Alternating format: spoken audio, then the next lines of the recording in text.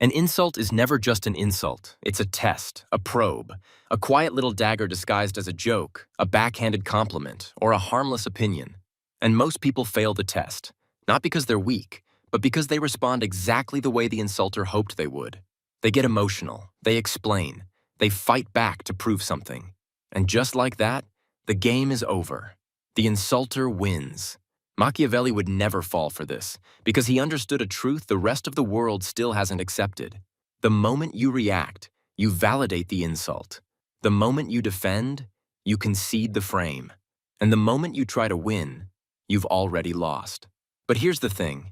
This isn't about being silent and mysterious 24/7 like some moody teenager in a black turtleneck. This is about responding like someone who doesn't just see the surface of words, but the power plays underneath them. Insults aren't always loud. Sometimes they're wrapped in silk. That's an interesting outfit. Wow, I didn't expect you to understand that. You've changed. I mean, not in a bad way. Every one of these has a subtext. I'm above you, and if you react, even subtly, you've accepted the premise. This is the first rule of Machiavellian retaliation. Don't respond to the insult. Respond to the motive behind it. Ask yourself, why did they say this now? Who were they trying to impress? And what position are they trying to place you in and themselves in? Because insults are social theater, and if you focus on the script instead of the stage, you'll never control the outcome. Let's say someone tries to jab you with, "That was a dumb idea." Don't defend it. Don't even say, but actually, here's what I meant. Instead, look them in the eye and say, "Interesting. You felt the need to say that out loud?" Not aggressive, not angry, just observational and slightly amused. You've now flipped the entire energy. You're no longer the one being judged. They are. This is how you control perception. You don't fight back. You redirect attention. The room now watches them, wondering why they felt compelled to attack you in the first place. Subtle, clean, devastating. Sometimes, the smartest move is to pretend you didn't even notice the insult. They say, "Some people just don't understand how this works." You smile and say, "Yeah, some people really don't. Anyway." And you keep going effortlessly, like a car gliding over a pothole without a bump. What happens next? They start second-guessing themselves. Wait, did they not get it? Are they ignoring me? Why aren't they flinching? Now they're stuck in their own head, while you keep moving forward like the insult was a fly you didn't feel. It's an ego killer. And the best part? You never even pause to deliver it. Never respond with emotion. Respond with position. Someone says, "You're always acting like you know everything." Most people would either say, "I don't act like that," or "I just try to help."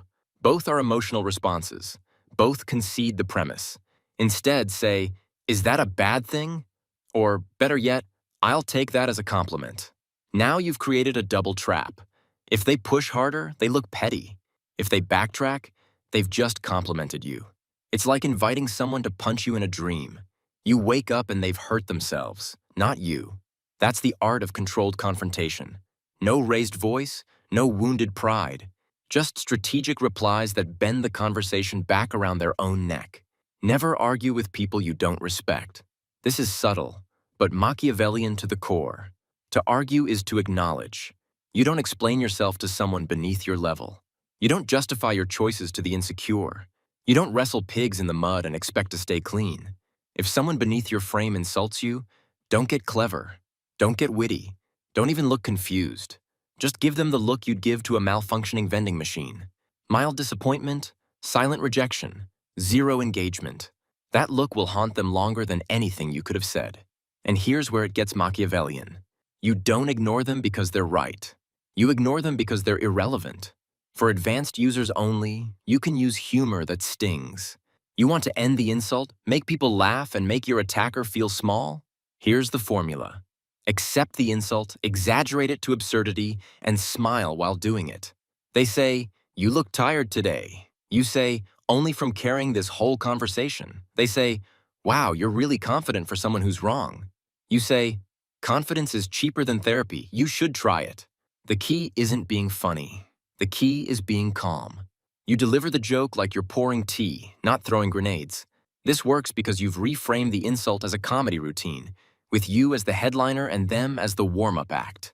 No one wants to insult the person who makes the room laugh. Because now you own the audience, not them. Here's the real chess move. When someone insults you in public, especially in front of others, don't retaliate. Just raise your eyebrow. Maybe tilt your head. Stay silent for a second too long. Then move on like they just whispered something embarrassing. Everyone watching sees it. They feel the awkwardness, the shift in status. You didn't need to swing. They swung too early. And now they look unhinged. This works because the true Machiavellian doesn't win with louder words. They win by exposing who the other person actually is to everyone else. And when someone's mask slips in public, it's very hard to get it back on. Sometimes when the insult is true, let it land. Not defensively, not bitterly, just accept it. They say, "You think you're always right." You pause, then say, "I wouldn't speak unless I was." Or, "I do, and I'm willing to be wrong." Boom, and now you've taken control of the narrative. You didn't run, you didn't deflect. You stood your ground. Not with ego, but with ownership. There's nothing more intimidating than someone who owns their flaws and still stands taller than everyone in the room. Because that's not just power. That's immunity. You're not just learning how to respond to insults. You're learning how to become the kind of person that no one dares insult again. Not because they fear retaliation, but because they know they'll embarrass themselves trying. Machiavelli understood this. Power is perception, and perception is emotional control. Every insult is an attempt to hijack that control, to make you look reactive, defensive, exposed. It's never really about the words. It's about changing how others see you. But here's where the Machiavellian separates himself from the crowd. He doesn't just survive insults. He turns them into weapons. Because an insult is also an opportunity to assess, to expose, and sometimes to ascend. Not by fighting harder, but by responding smarter. Here's the thing most people miss. Insults aren't really about the target. They're for the audience. Most people insult you not because they have a personal vendetta, but because they want to elevate themselves socially. They want to score points, impress others, and position themselves as above you in the group dynamic. So the true Machiavellian doesn't just focus on the insulter. He scans the room, measures the eyes watching, and then chooses his move based on impact, not emotion. Because it's not about how it feels to be insulted. It's about what the insult makes the room believe. So before reacting, ask who's this for, who's watching, and what does this insult really cost you? If the answer is nothing, you don't waste a single drop of energy. Sometimes silence in a loud room makes you look more powerful than any comeback ever could. Here's something the reactive mind can never do. Wait, but the Machiavellian doesn't just wait. He lets the insult decay, like a body buried just beneath the surface. Let someone insult you. Watch them smirk. Let them think they've won. Then days later, or even weeks later, drop one comment in the right setting. It's wild how loud some people get when they start feeling irrelevant. No names, no accusation, just enough ambiguity to sting, and just enough truth to unravel them from the inside. They'll know, and the room might suspect. But you're just talking generally. This is the slow burn, a delayed strike that hits deeper because they thought they were safe. Never let them feel safe. Sometimes your greatest weapon is stillness. They insult you directly, maybe in front of a group, maybe in private. They want to trigger something, but instead of reacting, you go still. No smirk, no words, just still. They're waiting for a comeback, a flinch, a flicker of ego, and all they get is silence and a stare that feels like a grave being dug. Now they start squirming, laughing nervously, backtracking. The silence becomes their punishment. Because here's what most people can't handle: being looked at like they don't matter. You didn't yell. You didn't win the argument. You just refused to grant them significance. And that's unbearable. Here's a psychological judo move few see coming. Agree, but in an exaggerated, ridiculous way. They say, "You're so full of yourself." You reply, "Absolutely. I think I'm the second coming of Julius Caesar, but with better hair." They say, "You're not even that smart." You reply, "True, I Google half my personality." You've now created comic dissonance. Everyone watching starts laughing, but not at you, at them. Because the frame they tried to build, your insecure, arrogant wrong, just collapsed under absurdity. And when a serious insult becomes a joke, the attacker loses both credibility and the crowd. Never forget, People don't follow the strongest person in the room. They follow the one who controls the energy in the room. Every insult is a leak, not of your character, but theirs. People only insult what they secretly fear or desire. If they insult your ambition, they're insecure about their own. If they insult your appearance, they've probably been ignored lately. If they insult your confidence, it's because they don't have any. You want a Machiavellian edge? Don't be offended. Be curious. Ask yourself, what are they afraid I'll take from them? What wound did my presence press on? What do I represent that they can't control? This is how you turn insults into intel. You stop absorbing them. You start dissecting them. And once you understand the fear behind the jab, you now own it. Most people want to win the insult exchange. They want the better line, the mic drop comeback. That's ego talking. The Machiavellian doesn't need to win the conversation. He just needs to win the frame. So when someone insults you, sometimes the most brutal thing you can do is barely respond. Sure, if that helps you sleep. Then shift the topic, or worse, talk to someone else entirely. You've just announced to the room, they're beneath my attention. I don't need to defend my value. They're not even a threat. That's not just dominance, that's dismissal. And nothing breaks the ego harder than being dismissed without a fight.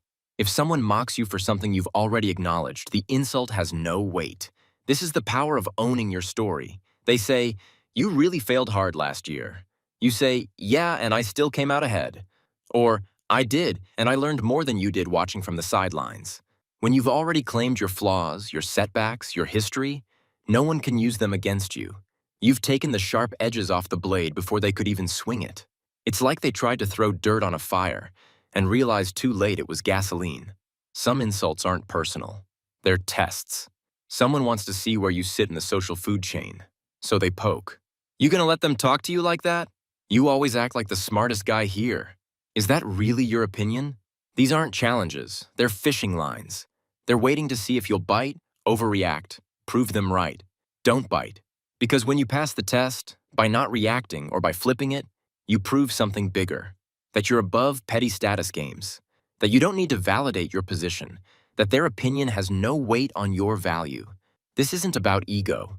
It's about reminding the room, you don't rise to challenges, you are the challenge. Every insult carries a payload. Most people trip over it, trying to disarm it.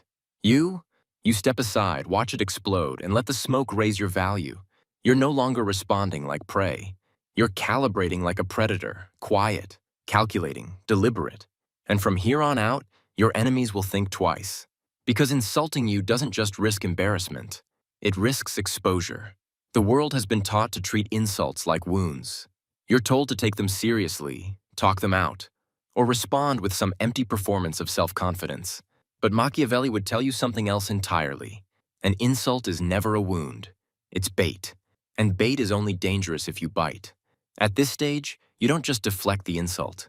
You manipulate it. You don't react to the person. You restructure the entire social dynamic around what they said. Because you're no longer playing defense. You're doing what Machiavelli did best. Turning other people's tactics into your tools. Here's something counterintuitive.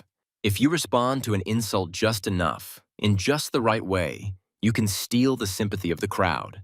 For example, someone mocks your past in a group setting. Didn't you fail your last business? Most people would go defensive. You won't. You say calmly, yeah, I've failed at more things than most people will ever attempt. Boom. The frame has flipped. You admitted truth that builds credibility. You owned it, that signals strength. You hinted at courage, that provokes envy. People hearing that suddenly reevaluate the insulter. Why did they bring that up? That was kind of cheap. Why attack someone who's clearly grown? Now the room isn't laughing at you. They're judging them. You didn't defend yourself. You redirected the spotlight. You made their attack look insecure because it was.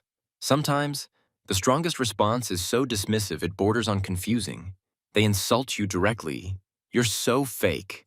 You blink. Tilt your head slightly. Say, sorry, I don't speak that kind of energy. Then walk away. It's not clever. It's not confrontational. It's not defensive. It's untouchable. You're not even acknowledging the reality of the insult. You've treated it like static noise beneath the threshold of your attention span. And that shatters the insulter's expectations. They wanted heat. They got fog. And the worst part for them? You never actually responded. so they can't even escalate without looking insane. People expect anger when they insult you, even if it's subtle. They expect your energy, your words, your attention. But the Machiavellian response? Starvation. You don't block them. You don't curse them out. You just vanish. Quietly. No announcement, no closure. If it's in a conversation, you move on. If it's in a relationship, you withdraw your time, warmth, and presence permanently. You punish them by removing your value. Most people respond to an insult by trying to correct the record. You just erase yourself from the story and make them the only one left standing in it. And when someone's entire tactic was about proving they're above you, your absence becomes the final proof that they never were. This one's subtle, devastating, and Machiavellian to the bone. When someone insults you, respond as if you pity them. They say, "You think you're better than everyone."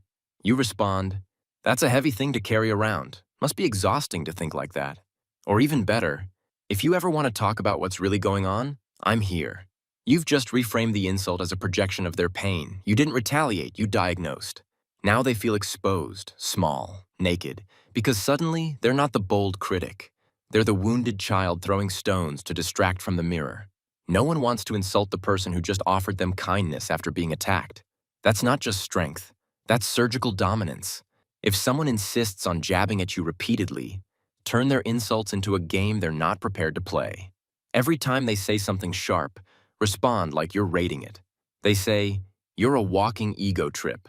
You shrug. 6 out of 10, you've used that one before. Or, "That was okay, you peaked last week though." Suddenly, you've become the judge of their insults. They're not hurting you, they're performing, and you've positioned yourself as the bored critic sitting in the front row.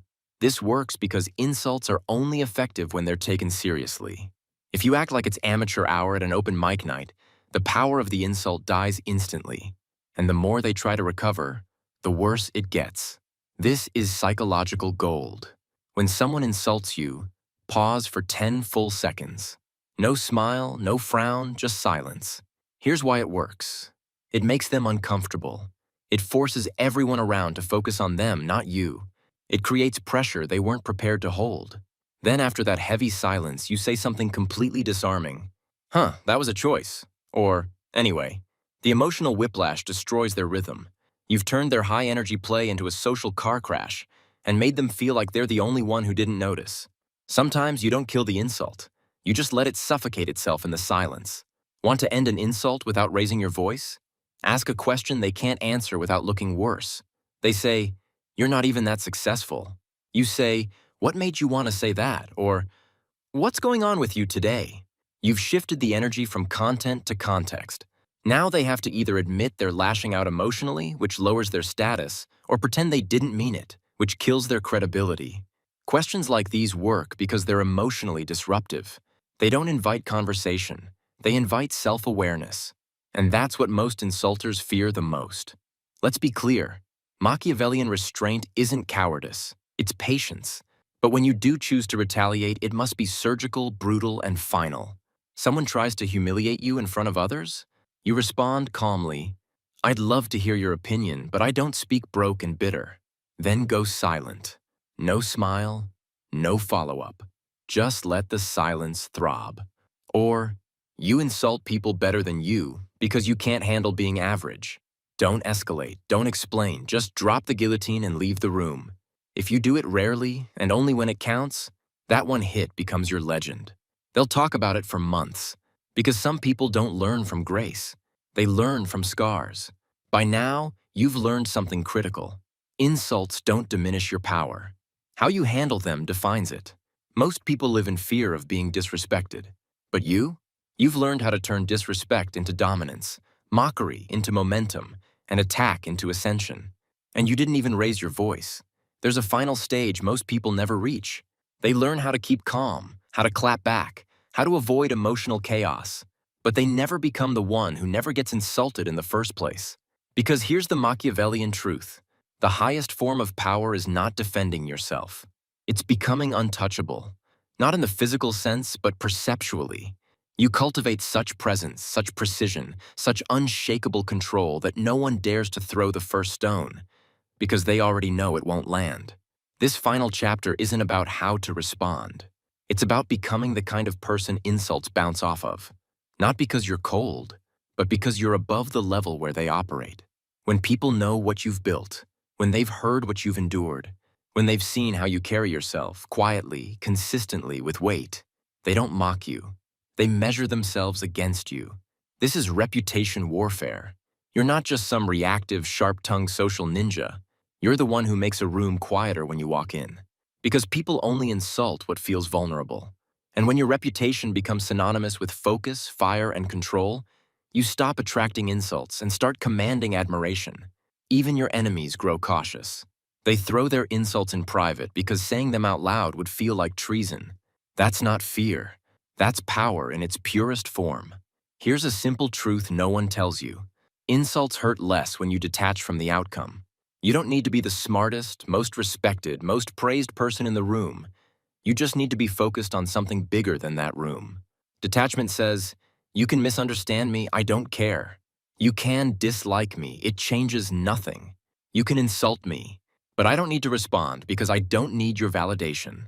This mindset doesn't come from arrogance. It comes from clarity, from knowing where you're going, who you are, and who you're not. Once you adopt this, the game changes. Insults don't land because they can't reach. You're not playing the same game anymore. Most people get rattled when someone attacks a sensitive truth. But the Machiavellian? He says, yes, that's who I am, and?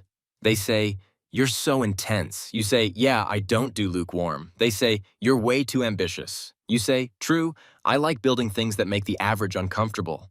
Now they're stuck.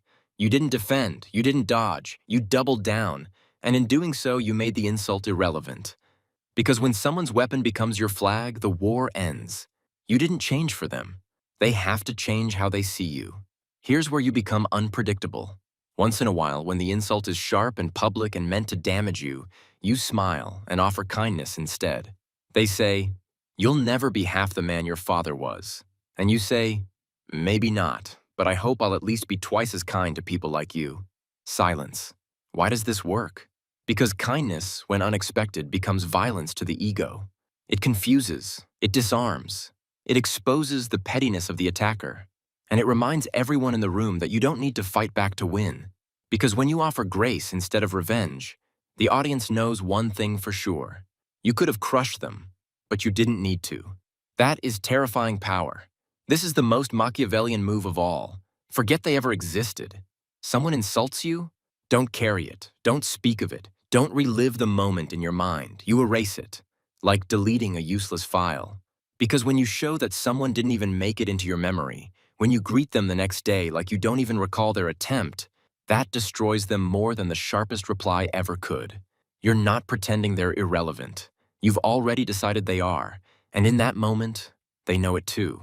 You know you've reached the final level when people whisper, don't go after them, they won't react, but they don't forget. This is the cold fire Machiavelli thrived in. You don't lash out. You don't escalate. You simply let people burn themselves on your silence and remember the sting. And when you do respond, you do it through results. Your life gets louder. Your success becomes brighter. Your moves become undeniable.